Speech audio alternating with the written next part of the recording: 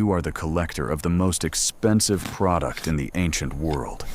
You do not mine gold. You do not pump oil. You cut into a twisted tree on the edge of Arabia with a knife and make Rome pay for its wounds. Because in your world, the most expensive commodity is not metal, not land, not weapons. It is scent, smoke. A small dried tear on the bark of a tree that priests throw into fire. The wealthy rub into their skin. Physicians place on wounds, and emperors burn by the ton beneath the bodies of the dead to prove that even their grief smells more expensive than another person's life. You are a local collector of frankincense and myrrh, and you do not simply harvest this commodity, you sell a legend. Because if you tell the truth, a Roman will start bargaining. But if you tell him that winged serpents guard these trees, that resin flows only where the sand drinks the collector's blood, that a single white drop can cost a man his life through poison, thirst, or the curse of the desert, he will pay. And he will ask for more. Welcome to Arabia, a place where trees weep money.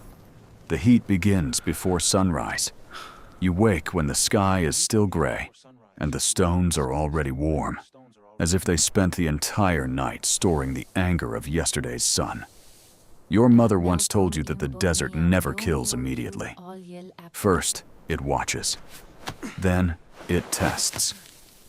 Then it waits until a person begins to believe they have adapted.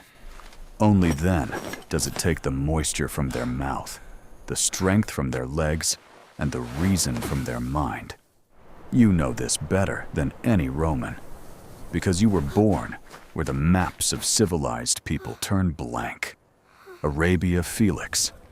Happy Arabia. That is what outsiders call it. Happy. The word is almost funny. Let them try walking here for a single day without a guide. Let them feel their sandals sticking to burning stone. Let them feel their tongues become dry and heavy. Let them breathe air that trembles, as though the earth itself is burning from within. Yet you know why they call your land fortunate. Because from here comes a commodity worth almost as much as gold. Frankincense, myrrh, resin, the Arabian oil of the ancient world. Only instead of wells, there are low, ugly trees clinging to cliffs with stubborn roots. Instead of tankers, there are camels. Instead of pipelines, there are caravans. Instead of drilling rigs, there is your knife. You approach the first tree before the sun rises above the canyon. It looks pathetic. A crooked trunk, gray bark, sparse leaves, branches like the fingers of an old man. A Roman would walk right past it and never realize that he had just ignored a fortune. You pull out your curved knife. The blade is thin, polished smooth by years of hands. You make the first cut. The bark tears open. The tree remains silent. Then, a white drop slowly emerges from the wound. Thick, milky, alive. It glitters in the morning light like the eye of a newborn child. In a few weeks, that drop will harden. It will become yellow, translucent, like a frozen tear. Then you will scrape it into a leather pouch. But for now, you simply keep cutting. One tree, a second, a third, 100th. Your hands quickly become sticky. Resin gathers beneath your fingernails. Dust settles on your sweaty skin. Flies crawl toward your eyes. Every cut is a future coin. Every drop is future smoke rising above an altar. You know that somewhere far away in Rome, a priest will stand in a temple surrounded by the blood of sacrificial bulls. The stench of burnt wool, entrails, and hot fat will suffocate the crowd. Then he will throw your resin onto glowing coals. A sharp hiss, white smoke rises into the air. The crowd inhales. And for a moment, everyone believes a god is standing nearby. That is what they pay for. Not the resin. The feeling that the filthy world can be purified for a brief moment. You return to camp at noon. By then, the sun is no longer shining. It is pressing down. Camels stand in the shadow of a cliff, chewing thorns, as if they understand life better than people do. A buyer waits outside your tent, not a Roman. Not yet. Romans rarely come this far themselves. Before you stands a middleman from Petra, a Nabataean, a man with a gentle voice and eyes that never seem to rest. He looks at your sack.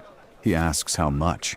You do not answer immediately, because in trade, silence is sometimes worth more than words. You untie the bag. The scent escapes into the air. Dry, bitter, honey-like, smoky. The Nabataean leans closer, takes a single tear of resin, and rubs it between his fingers. He knows the product. He knows the price. And he knows that you know as well. He tells you there is plenty of resin this season, and that prices will fall. You smile. That is the first lie of the day. Prices are always falling.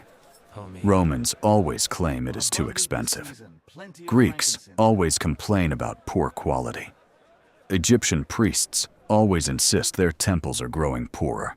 Nabataean traders always speak of dangerous caravans. Everyone lies. You simply lie better. You take the palest tear from the sack and raise it toward the sun. You ask if he sees the color. He says nothing. You explain that this is not ordinary frankincense.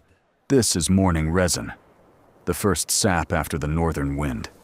It cannot be collected after midday, or it becomes heavy and angry. Smoke like that never rises to the gods. It crawls along the floor. The Nabataean watches you. He knows you are inventing the story, but he likes it, because tomorrow he will tell the same story to a Greek. The Greek will tell it to a Roman. The Roman will tell it to a senator's wife, and the senator's wife will be convinced she is breathing not resin, but the breath of Arabia itself. That is how value is born, not in the tree, in the story. You continue the story. You tell him that snakes live in this canyon as well. He raises an eyebrow slightly. Snakes again. Not ordinary snakes, you explain calmly. Too calmly. Small. Spotted. With wings like bats.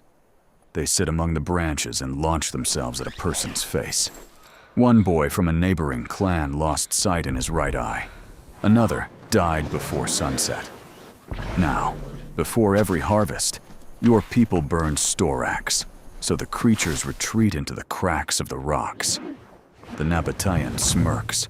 Herodotus would have believed you, he says. Romans would believe it even faster than Herodotus, you answer. This time he does not laugh, because it is true. A buyer from Rome has never seen these trees.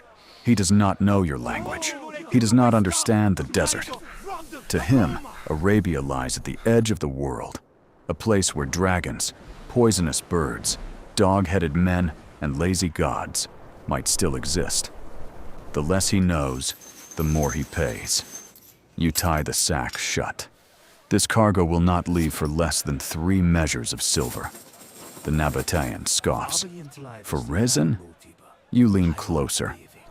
No, for the fact that your caravan will leave my lands with water. Silence follows. That is the second part of the business. You are not merely a collector. You are a distributor, a supplier, a man who knows where the trees grow, where the trails run, where the wells hide, where tribes demand payment, where the sand is firm, and where a camel will sink up to its belly. You are not selling a sack, you are selling a route. The desert does the rest of the work for you. 3 days later, the caravan departs. Before dawn, everything is prepared. Hundreds of camels, leather water skins, sacks of resin, dried dates, spears, bows, guides.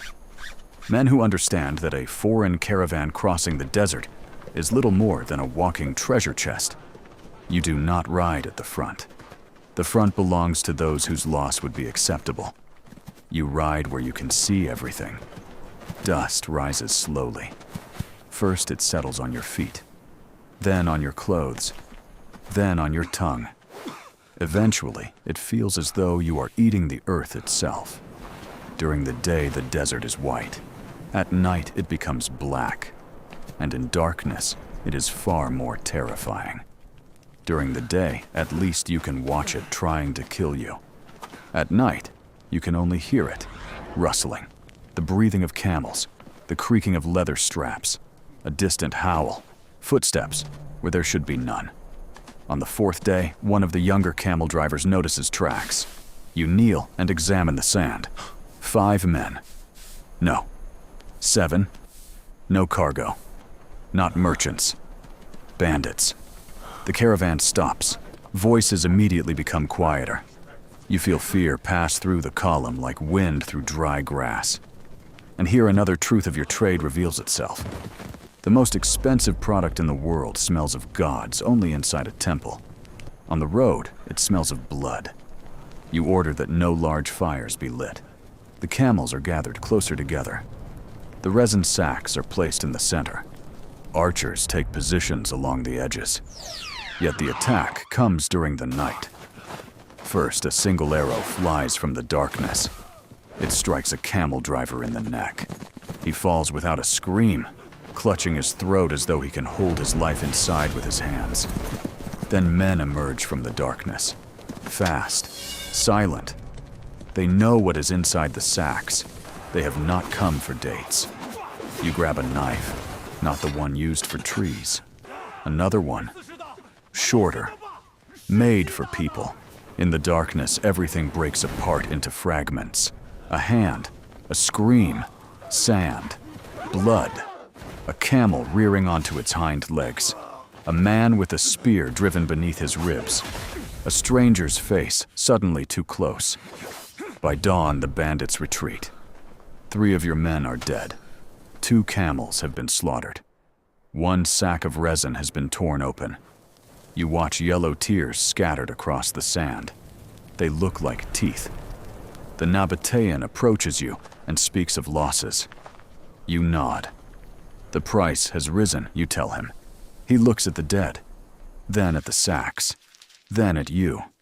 He says nothing, because he understands that this story can also be sold. When the caravan finally reaches Petra, people weep with relief. Not loudly. They simply sit on the ground and cover their faces. Petra appears suddenly after the Sikh. First you walk through a narrow stone corridor. Cliffs squeeze the road from both sides. The sun disappears. The sound of footsteps becomes muffled. It feels as though you are walking into the mouth of the earth itself. Then the canyon opens. Before you stands a city. Red, carved directly into the rock, so beautiful that it almost makes you want to strike it, because you know what it truly stands upon. Not stone, water, tolls, fear. Every sack of resin that has crossed the desert. The Nabataeans do not cut trees. They cut caravans. Not with knives, with tariffs. You pay for entry. You pay for water. You pay for lodging. You pay for guards. You pay for storage. You pay for the right to continue. You pay for the right to survive. You watch a Nabataean scribe recording the number of sacks. His fingers are clean. Your hands still smell of resin, sweat, and blood. He has never walked the canyons, never cut bark, never seen the winged serpents you invented, never held a knife in the darkness. Yet he will take the largest share of the money. That is how the world works. One man extracts, another controls the road, a third tells the story, a fourth burns the product and believes he is speaking to a god. In Petra, you meet a Roman merchant, a real one, not a soldier, not a senator, not a priest, a merchant. And that is more dangerous than any of them. A soldier can be frightened by the desert, a senator by the price, a priest by the sacred, but a merchant counts. He sits in the shade drinking watered wine and studies your goods as though he wants to strip them down to their true cost. He says he has heard that you know the finest frankincense. You answer that the finest frankincense knows you. He smiles. Good. He likes that answer. You open a small pouch, not the main one, the one prepared for performance. Inside are the most beautiful tears. Pale, large, nearly white. Earlier you rubbed them with a thin layer of oil so they would shine. Not enough to be obvious, just enough for a wealthy fool to see purity. The Roman takes one piece and smells it. Then he asks the question you have been waiting for. Why is it so expensive? You lean closer and lower your voice, because this is not a product for the market. He remains silent. You continue. This resin comes from trees growing near a dead canyon. Ordinary caravans do not travel there. No birds fly there. Even jackals avoid it. The trees release sap only after their bark cracks beneath unbearable heat. They cannot be cut often. If the tree is wounded incorrectly, it dies. If the resin is harvested too early, the smoke becomes dirty. If harvested too late, the gods reject it. The Roman studies you more carefully. He's no longer buying resin. He's buying knowledge he does not possess. Then you strike the final blow. This grade is used only in temples where mistakes cannot be made. The words hit exactly where they should. A Roman may argue with a price. He cannot argue with the gods. If a priest buys cheap incense, and later the city suffers fire, disease, famine, or the death of a wealthy patrician's child, someone will be blamed for selling inferior smoke. You see the moment he understands. Then he asks how much. You name a price, an absurdly high one. The Roman curses. You calmly tie the pouch shut. Then take the ordinary grade, you tell him. That is the kind they burn at the funerals of people nobody remembers. Silence follows. It always works. No wealthy man wants to smell like the poor. An hour later, the deal is done. You sell him 3 sacks of what you call temple-grade frankincense. In truth, 2 of them are completely ordinary. You simply covered the top layer with a small amount of the finest white resin. The Romans saw the surface. That was enough. Everyone does the same. Some mix old resin with fresh.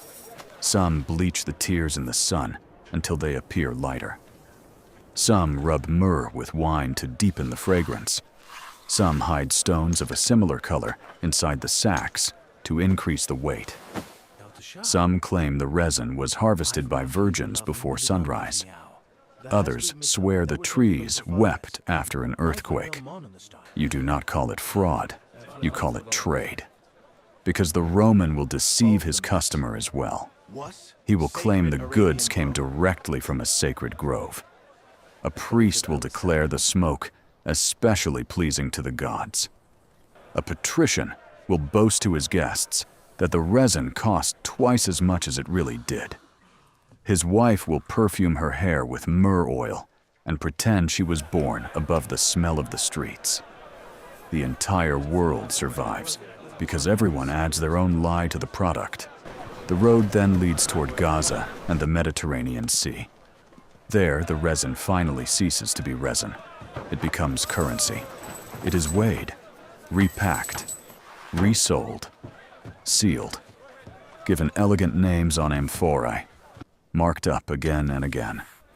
Every person who touches a sack wants to leave a fingerprint of greed upon it. You stand in the harbor and watch the cargo being loaded onto ships. Beside you, a Greek middleman whispers that Rome is demanding even more myrrh. Apparently, Eastern perfumes have become fashionable. You smile. Rome, the city that believes it owns the world. Yet every day it spends silver on smoke born among your rocks. You imagine its streets, mud, manure, urine poured from windows, butcher stalls stained with blood, garum fermenting in vats beneath the sun, funeral processions carrying bodies already beginning to smell of decay and death. And among all that filth stands a wealthy house, marble, wine, a slave waving a fan, a woman dressed in delicate fabric, a censer glowing quietly in the corner.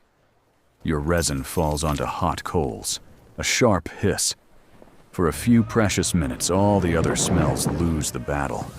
That is why they pay. Not because they love the fragrance, because they fear the truth.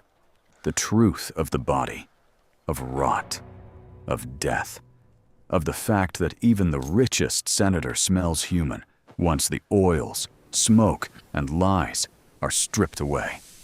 Years pass, and rumors begin reaching you faster than caravans. Rome is unhappy. Too much silver is flowing south. Too much wealth is gathering in the hands of Arabs and Nabataeans. Smoke has become too expensive. And whenever an empire sees someone else's profit, it always asks the same question. Why does this not belong to us already? In 26 BC, Augustus sends an army into Arabia. You hear the news in Petra. At first, nobody believes it. Roman legions, here? For resin? Then a second caravan arrives. Then a third. The rumor thickens like smoke. 10,000 soldiers. Ships crossing the Red Sea. The Egyptian prefect Aelius Gallus leading the expedition. They are coming for the source, for the trees, for your canyons, for the place where, as a child, you first cut bark and watched a white drop emerge. You do not laugh when you hear the news. Rome is not a joke. Rome knows how to turn cities into dust. But the desert is not a city. It cannot be taken with battering rams. It cannot be surrounded by walls. It cannot be frightened by eagles on standards. Several months later, you finally see the Romans. Not from up close, from a hilltop. They march across scorched land. Their armor shines so brightly it hurts the eyes.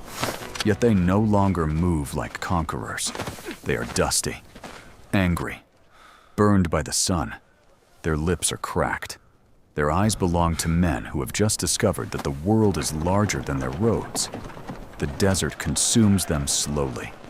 First their water, then their legs, then their stomachs, then their discipline, then their faith. Disease spreads among them.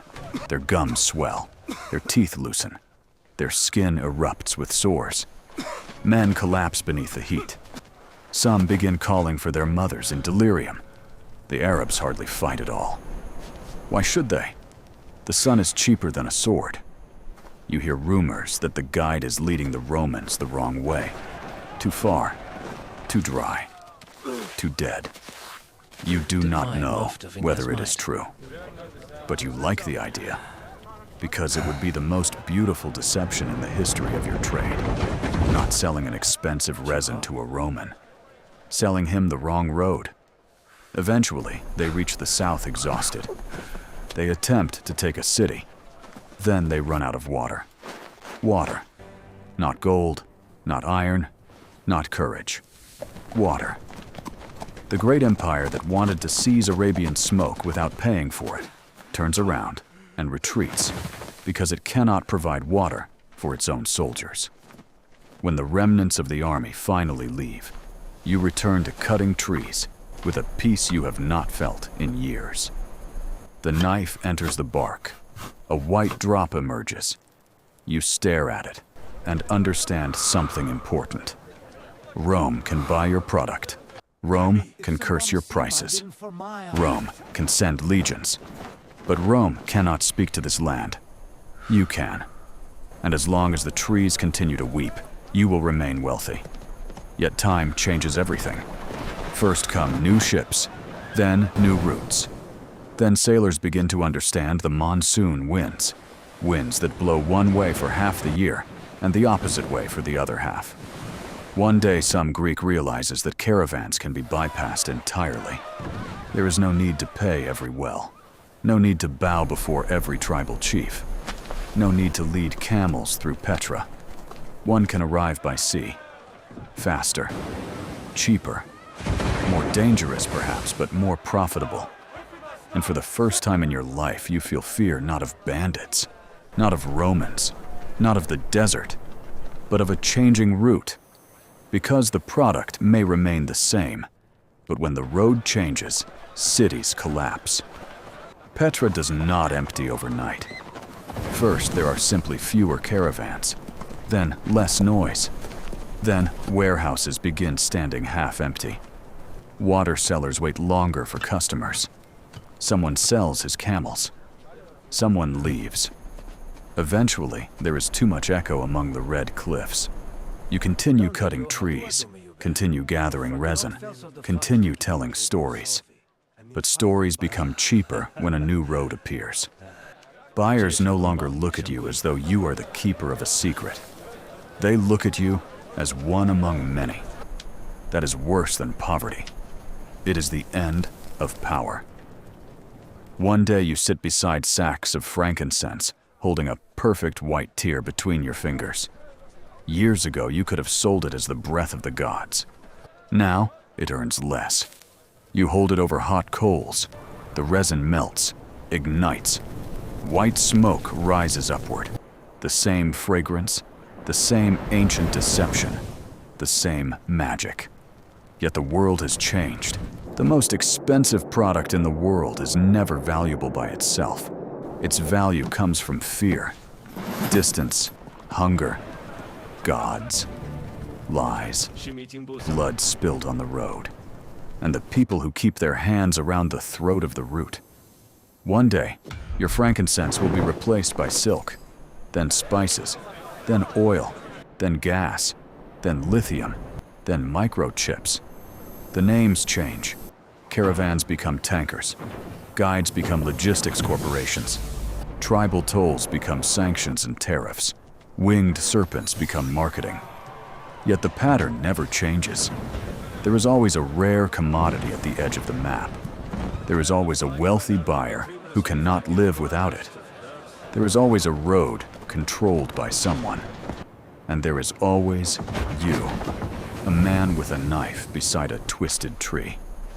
The man who first understood that sometimes becoming rich does not require mining gold. It is enough to convince the world that your smoke is needed by the gods.